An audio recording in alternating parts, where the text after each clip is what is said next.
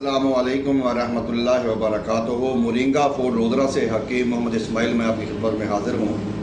आज हम बात करेंगे हल्दी के मुतल्लिक़। हल्दी एक मशहूर मिसाला है, अंग्रेज़ी में इसको टर्मेरिक कहते हैं, और इसका जो ख़वास है, जो इसका मिजाज है, वो गर्म और खुश्क है। इसका पानी भी निकाला जा सकता है जबकि ये कच्ची होती है।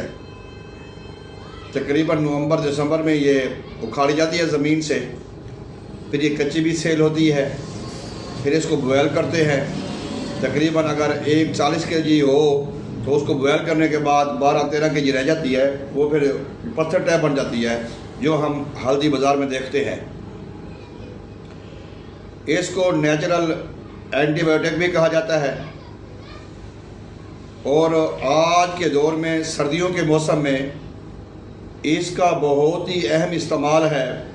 ख़ास करके हमें बलगम, रेशा, केरा, सीने की जकड़न, सांस की तंगी में ये नेचुरल एंटीबायोटिक के तौर पे काम करता है। इसका जुशांदा, इसका कहवा बनाकर इस्तेमाल करते हैं, इसका पाउडर भी डायरेक्ट इस्तेमाल करते हैं।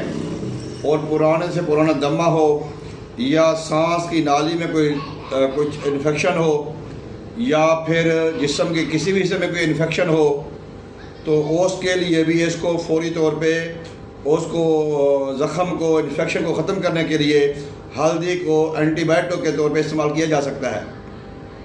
जहाँ तक बात है दमे के हवाले से, सांस की जो रेस्पिरेटरी जिसको हम कहते हैं प्रॉब्लम हो जाती है सांस की, तो गले में खड़खड़ाहट हो जाती है, सांस लेना मुश्किल हो जाता है, उसके लिए बहुत ही निहायती अहम काम करती है।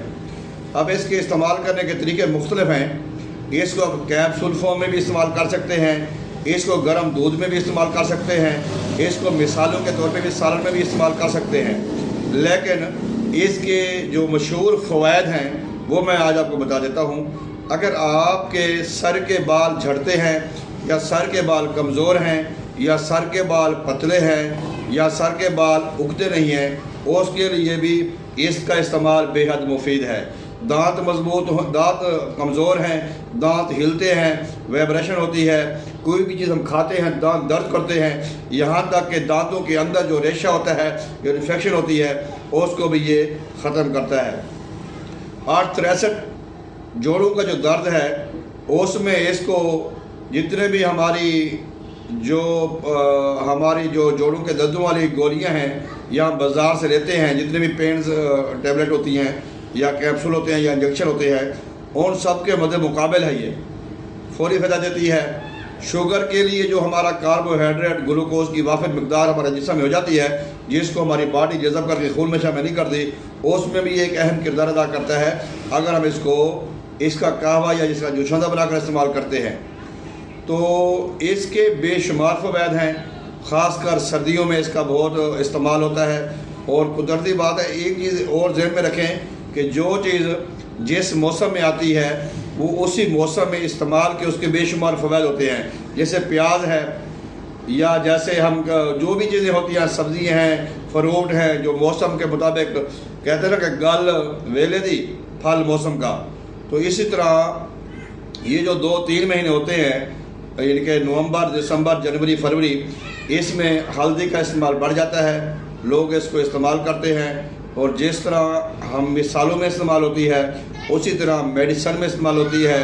अब तो फार्मास्यूटिकल कंपनियां भी, न्यूट्रास्यूटिकल कंपनियां भी, और दवासाज इदारे भी इसको बहुत ही ज़्यादा इस्तेमाल कर रहे हैं।